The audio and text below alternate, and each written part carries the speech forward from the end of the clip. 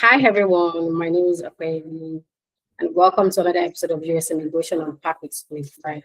Today we're having an important and timely conversation around US travel restrictions, separating fact from fair. And joining me today is special guest Emma Shea, the co-founder of Immigify. Emma brings deep insights into US immigration strategies and policies, and today we'll break down this topic down in simple, practical terms so you can play wisely. So let's get started, Mr. Emma. Welcome on the show. Thank you. Thank you. So let's start. When people hear the word like travel ban or restriction, many assume US immigration is completely closed. In simple terms, what are these restrictions really means and what do they not mean? Well, in simple terms, it means that certain visa classes are largely restricted. So, like the press that came out clearly stated that the FMJ class of visa, which is the visitor visa, student visa, vocational training, exchange program, and everything in that line that does not require any scrutiny before people can get visa, those kind of visas have been suspended. People with existing visa would actually witness maybe the visa has been cancelled or the term being reduced. Uh, but generally, if we look at the broad impact of this, it cuts across most visa types, even if those visa types were not mentioned. There are visa types were not mentioned who would become more difficult for people to access. Now, one key thing I want to call out is there's a section where it mentioned immigrant visa interview. Now, if we look at the background of the issue is the United States government believes that the Nigerian government is not doing enough in terms of identity management so that they can verify people's real data, know someone's activity, know if they've been married before, or if they've not been married before, have they committed a crime, have they not committed a crime, have they Mm, been linked to any kind of terrorist activities or not? All those important information that is, really important to national security. I feel like the government of the US feel like they don't have enough access to that. And so in order not to allow things slip through the crack, they're trying to put a temporary suspension on all of this. Why they go figure out long term, how do they ensure they can carry out their own scrutiny independently, whether the US, the Nigerian government wants to cooperate with them or not. So I've touched on, what led to it. I've touched on what impacted, but I would share more as we go if you have other questions. okay. Which visa categories are affected upon the announcement of this restriction? And why do short-term visas like tourist or student visa tend to face more scrutiny? You see, the visas that are affected are visitors visa, B1, B2, J1, that's exchange program visa, F visas, which are student visa, M, which is vocational training visa. All those visas are temporarily suspended. And I think one of the core reasons why is these visas do not require background check before you show up at the consulate. What do I mean by that? If you apply for a student visa, for instance, the school issued your I-20. The time you apply for your US visa interview, within that short time is when they have to carry out all the necessary checks, check your social media, check this, check that. And some of the checks are independent. They don't have government data to validate those checks against. So they're doing preliminary check. It means that they can miss a lot of things because there's no consistent, like deep background check to every applicant who comes. So this has left consulars with using their discretion to see who should be given a visa, who should not. So all of these visas kind of good. They escape all that scrutiny. Now, on the other side, visas like H-1B, O-1A, and other visas that goes to USCIS, which is the US Immigration Service first before they get to go to the consulate, goes through extensive research, background check, and all of that. So the visas that are impacted are visas that does not require that USCIS processing because that's another layer of security that the government has put in place that is not available to those visas. So visitors visa, student visa, vocational visa, an exchange program is temporarily suspended. While if we look at immigrant, yes, immigrant visas also are temporarily suspended. However, the difference with that is if you're still able to file your case with USCIS. The consulate conducting interviews and issuing visa is what is temporarily suspended until they come out with a proper way to validate people's identity before they know so they're sure who they're letting through their gates coming into the US. That's interesting. So that, let's say, because they could not validate some details on time, that was one of the restriction. So do we know how long this is going to go for? That's a great question. We're looking at this suspension is going to take at least 6 months. It will be reviewed after 6 months. So for the next 6 months, anyone that wants to apply for visa, and interestingly, you can still apply for all of those visas. It's just that you would have to prove beyond reasonable doubt why you should be issued those visas. That's what I'm talking about, visitor and other class of visa. However, for the next 6 months, there will be a general suspension, which you call partial ban, on those issuing those visas to just everyone that appears that they think is eligible.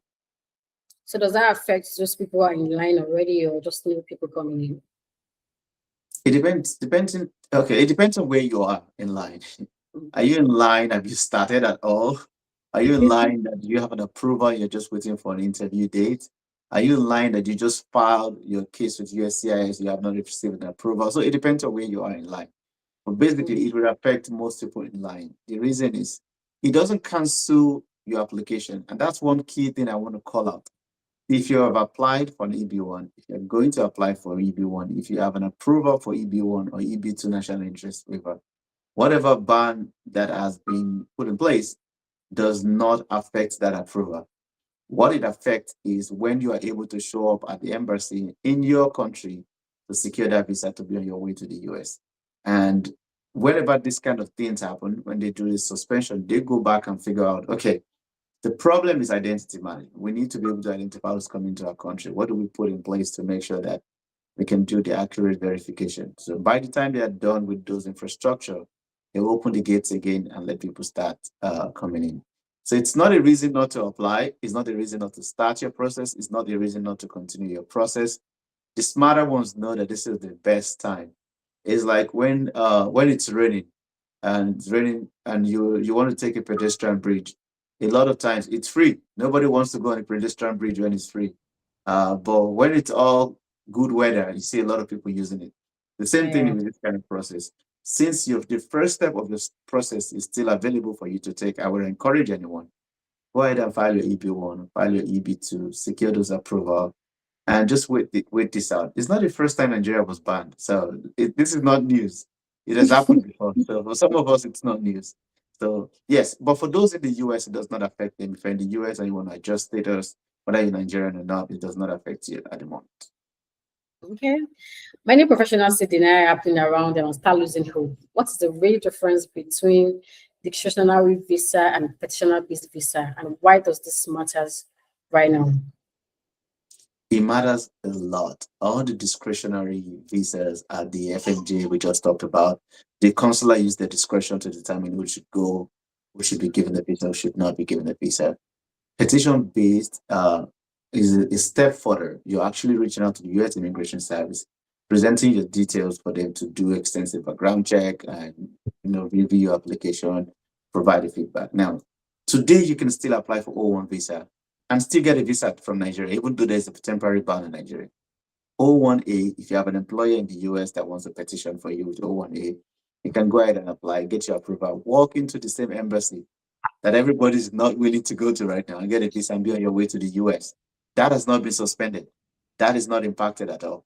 So all the petition-based visa routes are still very open to everyone that wants to take advantage of it, because that goes through 2 layers of scrutiny. First layer of scrutiny is you go through USCIS when they're done and they approve you. The second layer of scrutiny is you show up at the consulate for an interview. So they have 2-factor authentication. So that's still on right now. So that's the difference. And the risk for discretionary based is higher for the US government, just looking at the decision they took. And they want to make sure that whoever is coming to the country is coming to add value to the country and not bring problems to the country. That's interesting. So what mindsets should people adopt today if they are planning to relocate to the region, considering the fact that policies are changing and increasing scrutiny? I would say don't hear the sound of thunder and shut down your business because it's thundering. You don't even know if it's going to Yeah, rain. you talk about that. A lot of news are going on social media right now. Everybody's panicking, and just everybody has news, something to say about it. Once it thunders, it's not every time that it thunders that it rains. So hearing thunder and shutting down your business, what if it doesn't rain? So it's not time to avoid it. It's time to look for facts and the path that works for you and just go through that path. That's what I tell them. I used to tell people this. I immigrated to the US during Trump first presidency, and it was the best time to come to the US because nobody was interested. So, but some of us were interested, and the path was simpler. I got my green card faster. Everything was a lot smoother. So it is not time for you to avoid it. It is time to look for facts and design a path for you to go through. That's interesting. So we should still keep our hope high, even though there's a lot of news going around, flying restriction and all. We can still do it. Absolutely. I mean, if they wanted to ban Nigeria fully, they could have.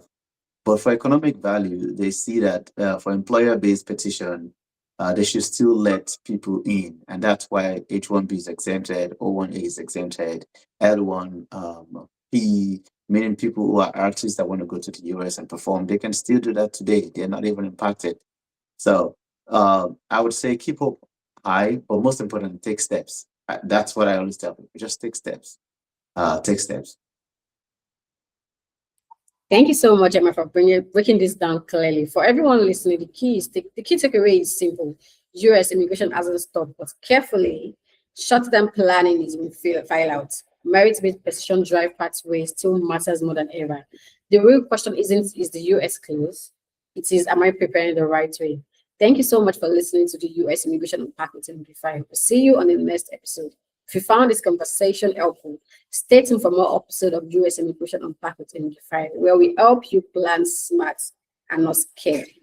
Thank you very much, Mr. Emma. We're so happy to have you. Thank you so much. Bye. Bye.